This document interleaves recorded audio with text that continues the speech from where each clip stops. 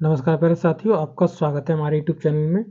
और देखिए साथियों, हम आपको डीएलएड फर्स्ट सेमेस्टर के लिए मैथ करा रहे थे, जिसमें आपका चैप्टर नंबर 3 चल रहा है और इसमें आज वीडियो नंबर 6 हम देने वाले हैं। तो इससे पहले आपके 5 वीडियो ऑलरेडी अपलोड किए जा चुके हैं, तो आप जा करके उनको जरूर से देख लीजिएगा। तो चलिए वीडियो को स्टार्ट करते हैं।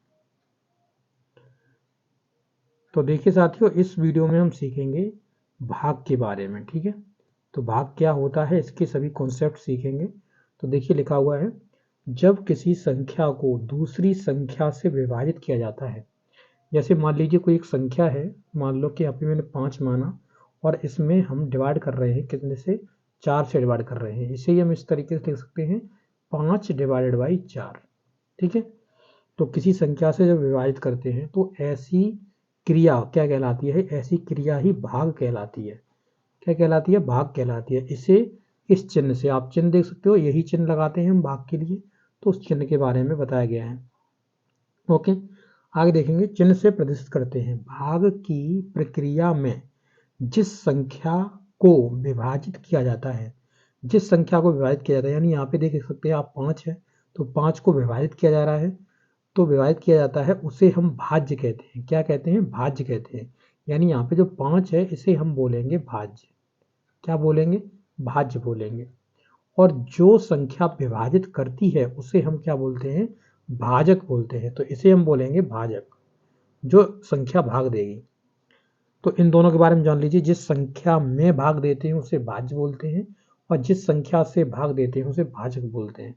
तो कुल मिला के इस तरीके, जैसे अगर मान लो आप अपना ट्रेडिशनल मेथड फॉलो करो, तो मान लीजिए इसमें 4 से हमने भाग दिया 5 में, तो ये जो 5 है इसे हम भाज्य बोलते हैं। ये बहुत बचपन में आपने पढ़ा होगा। और ये जो है, ये इसे हम भाजक बोलते हैं। तो वही चीज़ लिखी हुई है, इसमें कोई भी नई चीज़ नहीं लिखी हुई है। और यहाँ पर आपका क्या आता है, भागफल आता है। क्या, भागफल आता है। और यहाँ पे जो नीचे बचता है शेष में कुछ भी, तो उसे हम शेष फल बोलते हैं। क्या बोलते हैं, शेष फल बोलते हैं। तो ये तो आपने बचपन में ही पढ़ा होगा, जिस संख्या से हम भाग देते हैं उसे भाजक बोलते हैं, और जिस संख्या में भाग देते हैं उसे भाज्य बोलते हैं। और जो आपका जितने बार आपका जाता है कंप्लीटली भाग, उसे हम क्या बोलेंगे, भागफल बोलेंगे, और जो शेष में रह जाएगा उसे शेषफल बोलेंगे। ठीक है, तो इसे इंग्लिश में डिवाइजर बोलते हैं, डिवाइजर। ठीक है, डिवाइजर यानी जो भाग दे रहा होता है उसे डिवाइजर बोलते हैं। ठीक है, यहाँ पर जो आपको भागफल आ जाता है उसे क्वोशिएंट बोलते हैं। यहाँ पे ये हो गया आपका डिविडेंट हो गया, और ये यहाँ पे रिमाइंडर हो गया आपका। तो इस तरीके से इंग्लिश के वर्ड्स होते हैं और हिंदी में आप इनको देख सकते हो। ओके, अब देखिएगा, इतनी ही बारे में यहाँ पे बात की गई है, अब आगे बात करी जा रही है, उसे देखते हैं। तो देखिए लिखा हुआ है, देखिए लिखा हुआ है, वह संख्या जो बताती है कि भाज्य में भाजक कितनी बार है, यानी जो भाज्य है उसमें कितनी बार भाजक है। यानी कहने का मतलब, अगर मान लो कि ये 10 है और इसमें मैंने किससे करा, 4 से डिवाइड कर दिया, तो ये जो भाजक है आपका, यानी जो आपका डिवाइजर है, जो इसमें भाग दे रहा है, भाजक है। और ये आपका क्या है, ये आपका भाज्य है, भाज्य है। और यहाँ पर आप देखेंगे तो 4 दूनी 8 होता है, यानी कितना होता है, 4 दूनी 8 होता है। बट्टे में यहाँ पे 2, यहाँ पे आपका 2 शेष बच जाएगा। क्या बच जाएगा, 2 शेष बच जाएगा। तो यानी ये जो 4 है वो 10 में कितनी बार है, तो 2 बार है 4 में। मतलब 4 10 में 2 बार है, तो यही बताता है 2 बार, जिसे हम बोलते हैं क्या, भागफल। इसे हम बोलते हैं भागफल। ठीक है, क्वोशिएंट बोलते हैं इसे इंग्लिश में। इसे डिविडेंट बोलते हैं, जो भाज्य होता है। और यहाँ पे जो शेष बचता है उसको हम रिमाइंडर बोलते हैं। ओके, तो इसका मतलब, कहने का मतलब इस लाइन का यही है कि 4 कितने बार है 10 में, तो यहाँ पर 2 बार है, क्योंकि 2 बार आपका भाग गया हुआ है इसमें, उसके बाद आपका 2 रिमाइंडर बच गया है। तो जितने बार जाता है वही होता है आपका क्या, उतने ही बार उसमें, मतलब वो जो नंबर है वो है। अब भाग की संकल्पना, ठीक है, तो इसका कॉन्सेप्ट सीख रहे हैं, आगे बढ़ते हैं। देखिए क्या लिखा हुआ है, देखिए लिखा हुआ है कि अमित और सुमित के पिताजी ने उन्हें कंचे खरीदने के लिए कुछ पैसे दिए। जो हम बचपन में खेलते थे कंचे, वही वाले मतलब खरीदने के लिए कुछ पैसे दिए हैं अमित को और किसको, सुमित को, इन दोनों को दिए गए हैं रुपए। उन्होंने 10 कंचे खरीदे। कितने कंचे खरीदे, तो उन्होंने 10 कंचे यहाँ पे खरीदे हुए हैं। तो अब देखिए, उन कंचों को बराबर बांटने के लिए दोनों ने एक हल ढूंढ निकाला। क्या हल ढूंढ निकाला, दोनों बराबर बांटना चाहते हैं आपस में। तो सर्वप्रथम उन दोनों ने एक एक कंचा बांटा। क्या बांटा, एक एक कंचा उन्होंने लिया। तो 2 पर्सन है, मान लीजिए एक ये आपका अमित हो गया, ये आपका सुमित हो गया। तो अमित यहाँ पे है और सुमित यहाँ पे है आपका। तो एक अमित ने लिया, एक सुमित ने लिया, तो टोटल कितने लिप गए इनके पास, 2 हो गए, 2 बट गए, यानी 10 में से 2 निकाल दिए। तो सर्वप्रथम दोनों ने एक एक कंचा लिया, इस प्रकार 2 कंचे बट गए, यानी एक आपका अमित के पास चला गया, एक सुमित के पास चला गया। तो इसमें से 10 में से 2 घटा दो, तो कितने बचेंगे, 8 कंचे आपके बचेंगे। दूसरी बार क्या करना है, एक एक कंचा फिर दोनों को देना है। तो इसे भी एक कंचा दे दिया, इसे भी एक कंचा दे दिया, तो 2 फिर चले गए। तो 8 में से 2 जब दो कितने बचेंगे, 6 कंचे बचेंगे।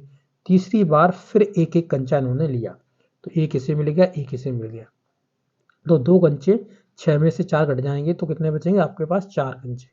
तो 4 कंचे। चौथी बार आपको 2 कंचे फिर इनके बीच में बांटने हैं। तो 4 में से 2 जब दोगे, यानी 4 ही तो पहले बचे हुए, तो उसमें से 2 जब दोगे 2 कंचे बचेंगे। चौथी बार हमने फिर एक एक कंचा इनको दे दिया। पांचवी बार हमने फिर एक एक कंचा इनको दे दिया, 2 कंचे बचे थे, तो एक एक और इनको बांट दिया। ठीक है, तो इनके जो 10 भी कंचे थे वो आपके बट चुके हैं। आप देख सकते हैं यहाँ पे टोटल आपके 10 जो कंचे थे वो आपके बट गए हैं। अब इसमें देखिए, आपके 10वीं कंचे आपके बढ़ चुके हैं। तो कितने कितने कंचे मिले, एक पर्सन को, या जो अमित है उसको 5 कंचे मिले हैं, और जो सुमित है उसको 5 कंचे मिले हैं, यानी 5 कंचे आपके बढ़ चुके हैं, यानी 10 कंचे बढ़ चुके हैं, 5-5 दोनों को मिल चुके हैं। 5वीं बार के बाद 5-5 कंचे मिले, शेष नहीं बचा, शेष एक भी कंचा नहीं बचा। इस प्रक्रिया से हमें ज्ञात होता है कि 10 में 2 5 बार जुड़ा है। 10 में क्या करा है, 2 है जो 5 बार जुड़ा है। जैसे मान लो 2 प्लस 2 प्लस 2 प्लस 2 प्लस 2, इन सबको जोड़ोगे तो कितना हो जाएगा, 10 हो जाएगा। यानी जो 2 है उसे हमने जब 5 बार जोड़ा है तो वो, सॉरी 2 को 5 बार जोड़ा है तो 10 बन गया। तो इस तरीके से, ठीक है। अब इसे ही आप क्या कर सकते थे, 10 को डिवाइड कर सकते थे 2 बार, 2 से डिवाइड कर सकते थे, तो ये आपका 5 बचता, यानी दोनों को 5-5 कंचे मिल जाते। इस तरीके से 10 यहाँ पे आप भाज्य ले लेते, और यहाँ जो भाजक था उसे आप 2 रखते, क्योंकि एक एक कंचा बांटना था। तो 5 बार में आपका कंप्लीटली बढ़ जाता, यानी 5-5 कंचे इन दोनों को मिल जाते। ठीक है, तो इस तरीके से आप समझ सकते हो, आपका जो भाग का कॉन्सेप्ट है, यानी जो आपकी संकल्पना है, वो आपकी यहाँ पे मजबूत हो रही होगी। आपको समझ में आ रहा होगा किस तरीके से ये बनते हैं। ओके, चलिए एक उदाहरण देखते हैं। लिखा हुआ है कि 8 पेन हैं, प्रत्येक बालक में 2-2 पेन दिए गए, कितने बालकों को ये पेन मिलेंगे। ओके, तो लिखते हैं, देखिए, अध्यापक को प्रत्येक छात्र को 2-2 पेन देने चाहिए। सारे पेन समाप्त होने के पश्चात छात्रों से पूछना चाहिए, यानी छात्र आपके इकट्ठे कर लो और 2-2 पेन छात्रों को दो। ओके, 2-2 पेन दो, उसके बाद जब आपके पेन खत्म हो जाए तब छात्रों से पूछो कि आपको कितने कितने पेन मिल गए।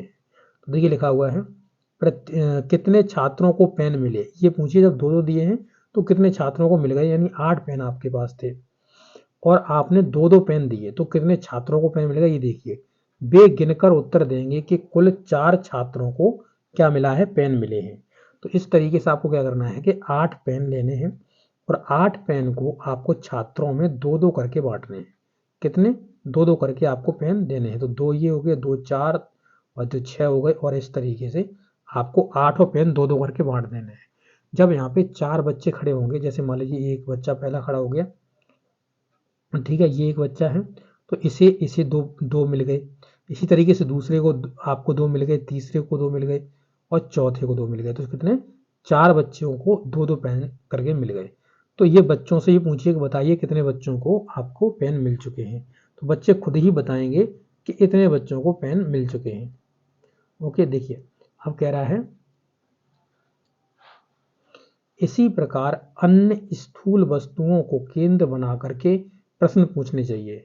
ओके, प्रारंभ में ऐसे प्रश्न पूछने चाहिए जिनमें शेषफल ना हो। कैसे पूछें? जिनमें शेषफल ना बचे।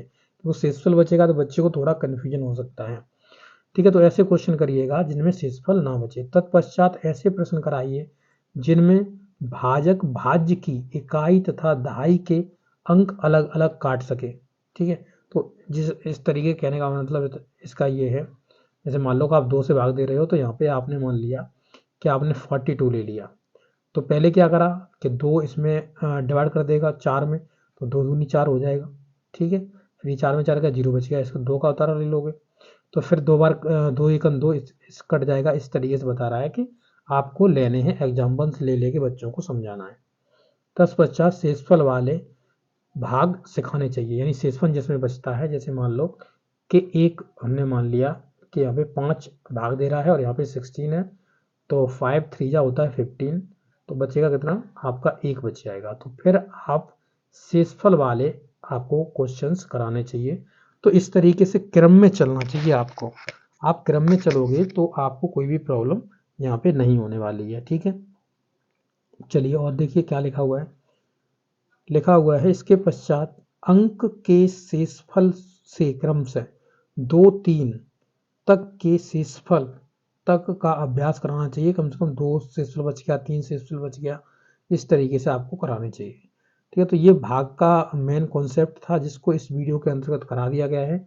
आगे आने वाले क्वेश्चनों को नेक्स्ट वीडियो में आपको समझाएंगे। तो बताइए आपको ये वीडियो कैसा लगा है। अच्छा लगा तो अपने दोस्तों के साथ शेयर कर दीजिएगा, और चैनल पर नए हो तो चैनल को जरूर से सब्सक्राइब कर लीजिएगा। Okay, thank you.